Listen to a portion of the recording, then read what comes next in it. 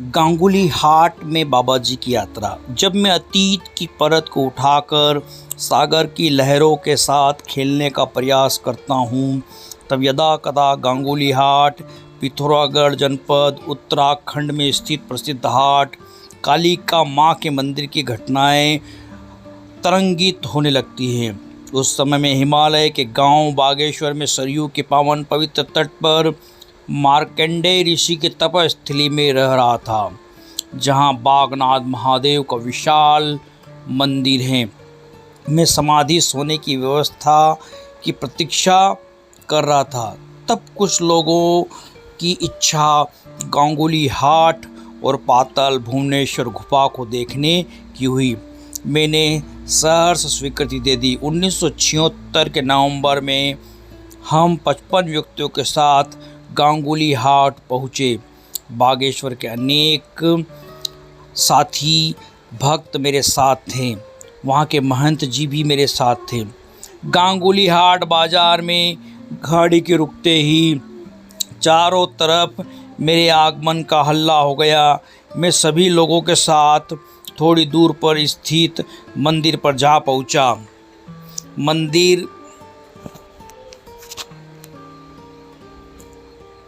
मंदिर का एक अपना इतिहास है, जहाँ बड़े अंग्रेज अधिकारियों ने सिर झुकाया था और बड़े बड़े घंटे चढ़ाए, जो आज भी हैं। दूसरे विश्व युद्ध में इस माँ की समुद्र में डूबते हुए जहाज को बचाने की कहानी भी प्रचलित है, सत्य घटना भी प्रचलित है। कहा जाता है कि द्वितीय विश्व युद्ध में भारत की सेना को बर्मा में भेजा जा रहा था। हजारों सैनिक और अधिकारी एक जहाज़ में भेजे जा रहे थे। तभी जहाज़ में कुछ खराबी हुई और वह धीरे धीरे समुद्र की गोद में समाने लगा। बचाने के सारे प्रयास असफल हो गए थे। निराश होकर लोगों ने समुद्र में कूद जाने का निश्चय किया। तभी एक पहाड़ी सैनिक जोशी ने अंग्रेजी अधिकारियों से कहा कि मैं अपने इष्ट कालिका माता को बुला सकता हूं और माँ इस जहाज़ को डूबने से बचा सकती है। पहले तो लोगों ने उसका मजाक उड़ाया, बाद में उसे प्रार्थना करने को कहा गया और सैनिक जोशी बड़े आर्त भाव से माँ का पाठ खड़े होकर करने लगा। अद्भुत चमत्कार हुआ। उन अंग्रेज अधिकारियों और सैनिकों का जहाज़ धीरे धीरे पानी से ऊपर उड़ता गया और लोगों ने देखा कोई नारी क्षितिज में जहाज़ की छत के ऊपर हिस्से के ऊपर खड़ी है और वह जहाज़ को खींच रही हैं। जहाज़ किनारे लग गया, तब वह नारी न जाने कहाँ गायब हो गई। अंग्रेज अधिकारियों ने कुमाऊनी गजट में इसे लिखा और स्वयं आकर इस मंदिर के दर्शन किए, घंटे चढ़ाए और अपने नाम और रेजिमेंट की ओर से मंदिर की व्यवस्था के लिए पट्टा दे गए।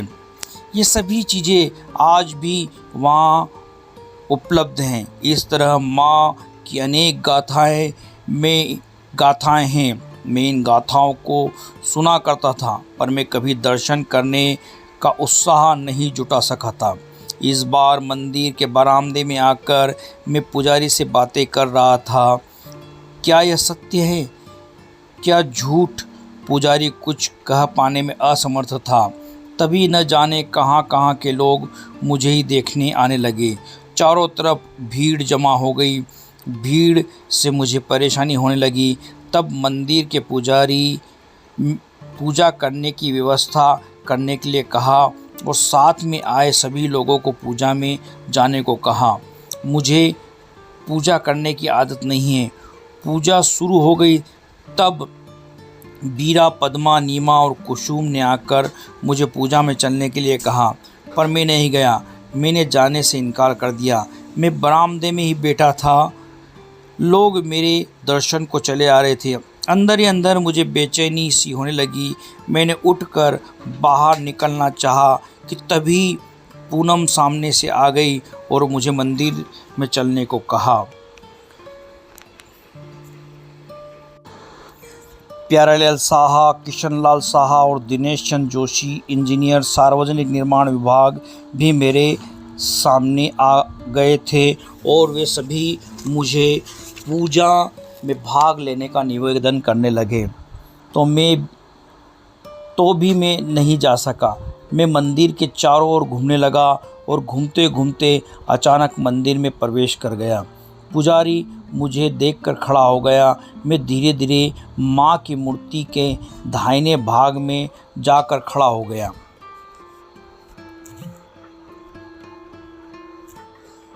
मैं वहाँ पर नारियल तोड़ने लगा। मैंने बहुत सी अगरबत्तियाँ जलाकर स्तुति करने लगा। सभी लोग भौचक्के से मुझे देख रहे थे। मैंने अखंड ज्योति में तेल डलवाकर उसे तेज किया। तभी मैं काँप गया। मेरा सारा बदन एक झटके में स्थिर हो गया। मेरा बोलना बंद हो गया और अखंड दीप बुझ गया। मंदिर में घनघोर अंधेरा छा गया। तभी बाहर से दिव्य प्रकाश की किरणें दरवाजे से मंदिर में प्रवेश करने लगी। वह प्रकाश मेरे शरीर को स्पर्श करने लगा। मैं वहाँ से बाहर निकला तो प्रकाश वैसे ही आ रहा था। सभी लोग मेरे पीछे पीछे लग गए। मैं उन प्रकाश किरणों के साथ साथ बढ़ता गया। वे प्रकाश किरणें एक देवदार के पेड़ की तरफ से आ रही थी। मैं उस पेड़ के पास ही जा पहुंचा तो वह प्रकाश पुंज समाप्त हो गया। पेड़ की ओट में एक 18 वर्ष की कन्या निकली। वह पागलों की तरह व्यवहार कर रही थी। कपड़े फटे थे, अपने बालों को नोच रही थी और रह रहकर जमीन की मिट्टी उठाकर अपने शरीर पर डाल रही थी। पत्थर के टुकड़ों को उठाकर फेंकने लगी थी। अचानक मेरी आंखें उसकी आंखों से टकराई। मैं सिहर गया।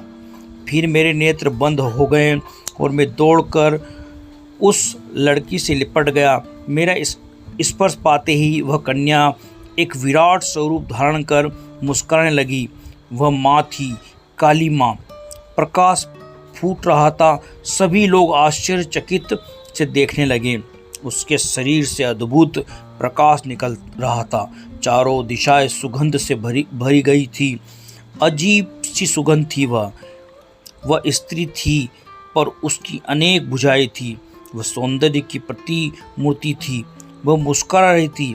फिर उसके चेहरे में अजीब परिवर्तन हुआ और बड़ा डरावना सा परिवर्तन हुआ। कुछ लोग तो डर से भाग खड़े हुए, पर मैं माँ के पास ही रहा। मैं माँ से बातें करने लगा और माँ को पुनः उसी स्थिति में आने को कहा। माँ, पुनः पूर्व वाले स्वरूप को धारण करो। मैं तुमसे लिपटना चाहता हूँ और लिपट कर रोना चाहता हूँ। तुम्हारी गोद में बैठकर खेलना चाहता हूँ, पर इस शरीर का विलय करो माँ। मैंने माँ के इस स्वरूप को स्पर्श कर पैरों पर पड़ जाना चाहा। तभी उसकी लंबी लंबी भुजाओं ने मुझे उठा लिया। माँ पुनः वही कन्या बन गई। इस बार उसका व्यवहार पागलों जैसा नहीं था। चारों ओर से कुछ लोग दौड़े आ रहे थे।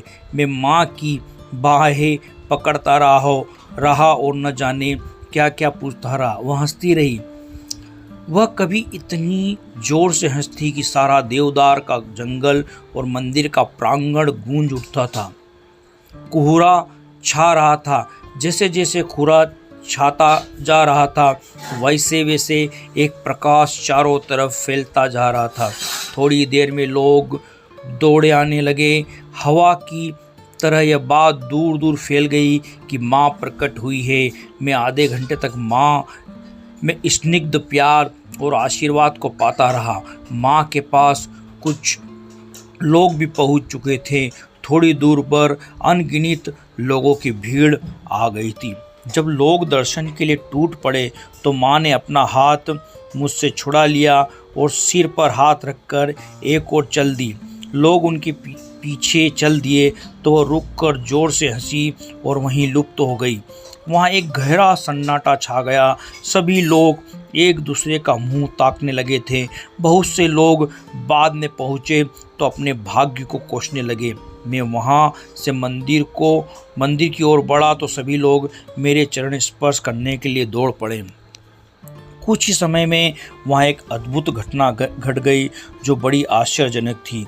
दर्शन करने वाले बड़े ही भाग्यशाली अपने आप को समझ रहे थे, पर मैं सोच रहा था। ममता ने गले लगा लिया।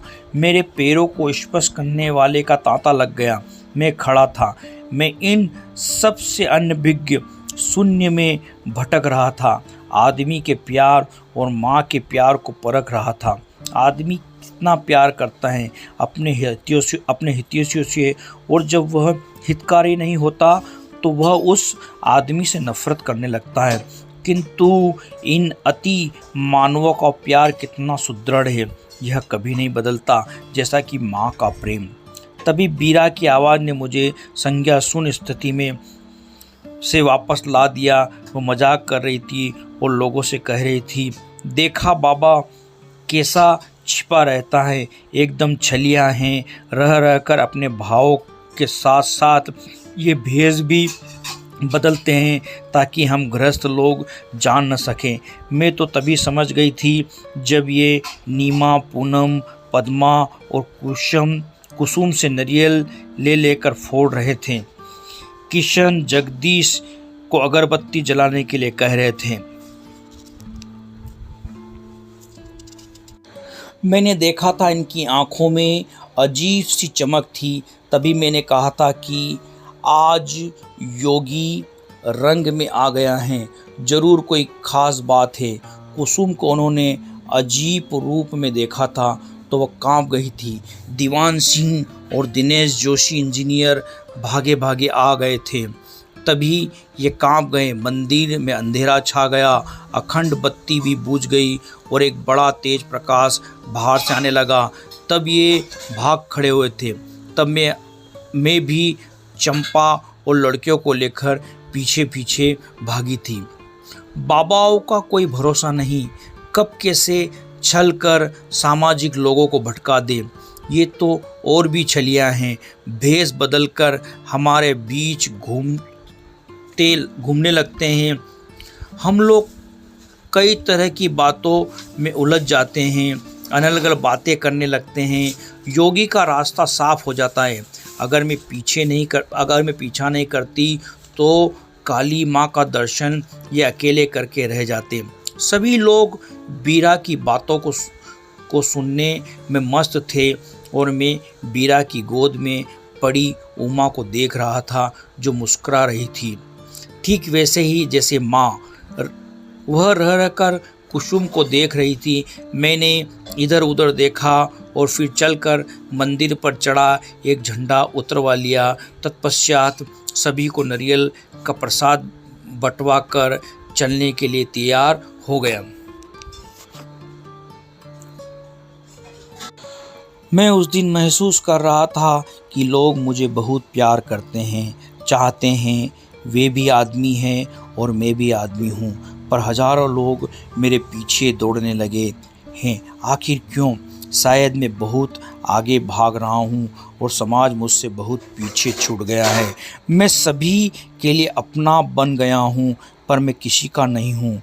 कोई मुझे ममता से प्यार दे रहा है तो कोई बहनों का प्यार बांट रहा है। मैं किसी की आंखों में गहरा समुद्र तैरता देखता हूँ। अपने चारों तरफ स्त्री पुरुषों का अपार स्नेह और प्यार उमड़ते देखता हूँ और मैं अकेला उस बाढ़ में बह रहा हूँ।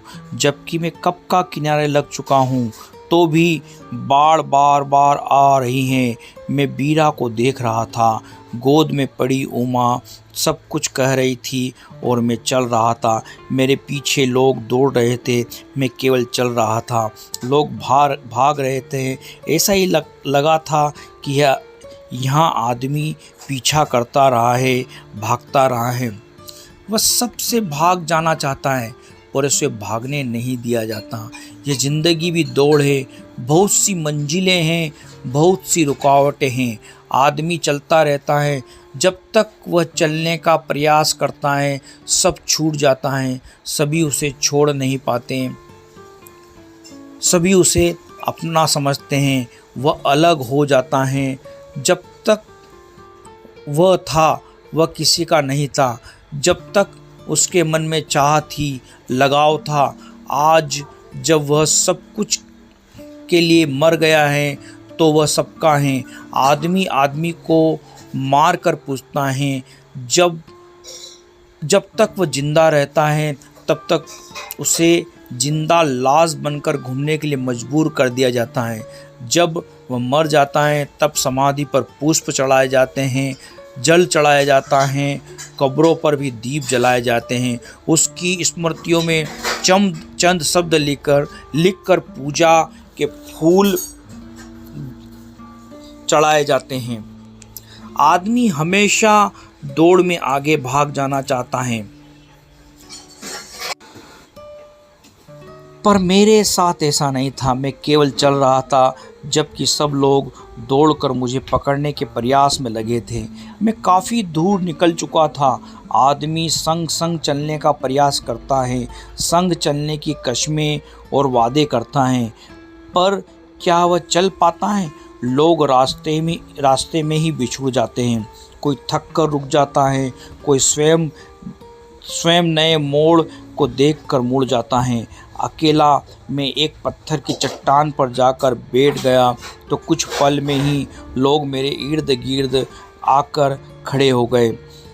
उनकी सांस फूल रही थी, थक गए थे, पर मुझ तक पहुंचने की होड़ थी।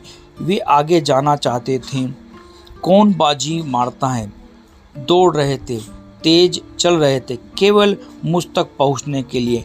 मेरे पास आकर रुक गए। थकावट धीरे धीरे दूर हो गई, आराम मिला, जीवन को राहत मिली। फिर चलना है, फिर दौड़ना होगा। यही जीवन के रास्ते हैं। आदमी को चलना चाहिए, मुझ तक नहीं, जीवन की उस मंजिल तक जहाँ तक जाने के लिए वह आया है। मैं यही कह रहा था, चलना है। मैं भी चल रहा हूँ, तुम भी चलो। मैं कुछ आगे हूँ, तुम थोड़े पीछे हो। मैं तुम में नहीं उलझ रहा हूँ, तुम भी मुझ में मत उलझो। मैं पूजा का फूल नहीं हूँ, मैं पूजा का पात्र भी नहीं हूँ। मैं तो एक पथिक हूँ, उस पथ का जिस पर आदमी चलने के लिए आया है। मैं तुझे भी उसी रास्ते पर डाल देना चाहता हूँ, इसलिए तुम भी चलो। हम जरूर वहाँ पहुँचेंगे जहाँ तक हमें जाना है। मेरे साथ कुछ लोग चले और कुछ थोड़ा आराम करने के लिए रुक गए। कुछ लोगों ने थोड़ा और रुक जाने को कहा, पर मैं चलता रहा। आदमी को ऐसे ही चलना चाहिए। जीवन चलना सिखाता है, जीवन भागना सिखाता है। सब कुछ से दूर होते जाओ और इतनी दूर निकल जाओ जहाँ सभी कुछ छूट जाए, जहाँ कुछ भी नहीं हो, केवल तुम नजर आओ, तुम ही तुम। तब तुम जान पाओगे जीव क्या है, अभेद क्या है, आदमी क्या है। मैं बस के पास पहुंच गया था। बस खड़ी थी जो हमें लेकर आई थी। वह हमें छोड़कर जा नहीं सकती थी, उसे प्रतीक्षा करनी थी और कर रही थी।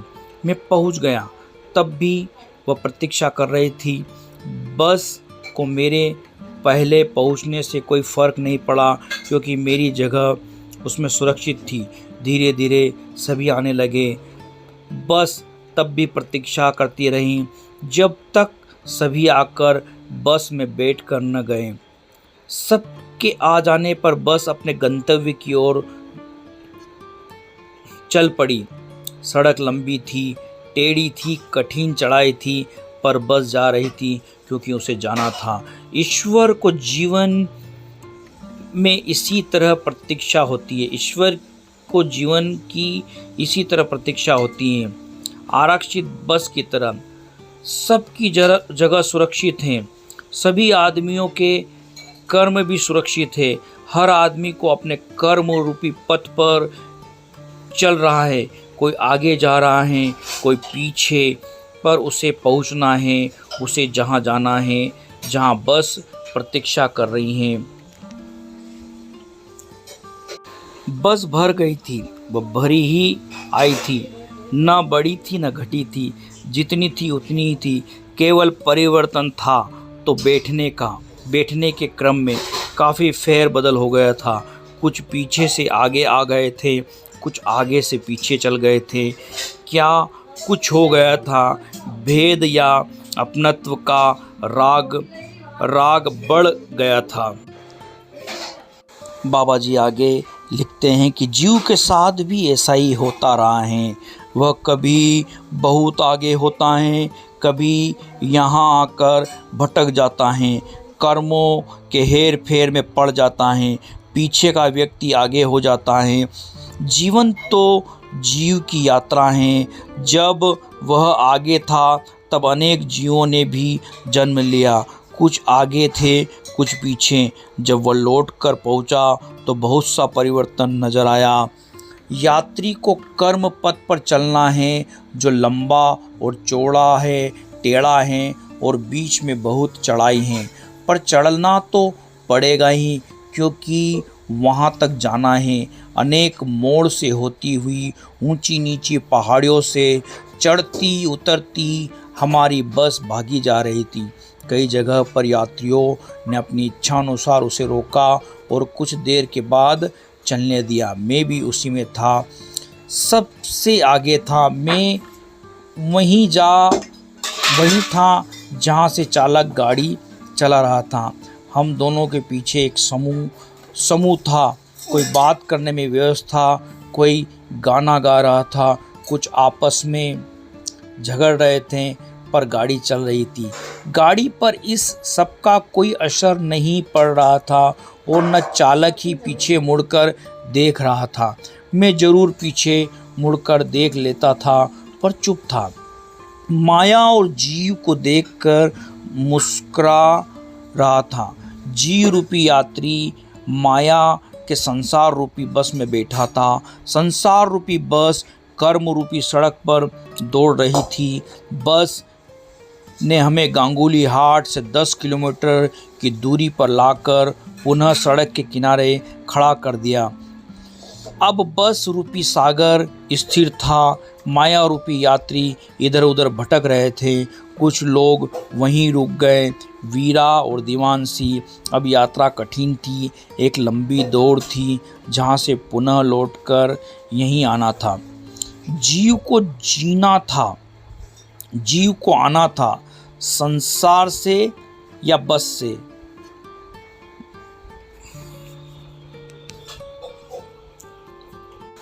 महायोगी पायलट बाबा जी की हिमालय कह रहा पुस्तक में माता जी के दर्शन का यह विचित्र वर्णन मिलता है। यदि बाबा जी के बारे में और जानना चाहते हैं तो उनके साहित्य का अध्ययन कीजिए और हो सके तो उनके संपर्क में आइए या उनका साहित्य पढ़िए या उनके सन्यासी शिष्यों के संपर्क में रहिए, ताकि आप योग, ध्यान, धारणा, समाधि के बारे में बहुत कुछ जान सकें। इस पुस्तक के वाचन में कोई त्रुटि हो तो मुझे क्षमा करें। खूब ध्यान करें। जय महायोगी पायलट बाबा जी की। ओम नमः शिवाय, ओम नमः शिवाय, ओम नमः शिवाय।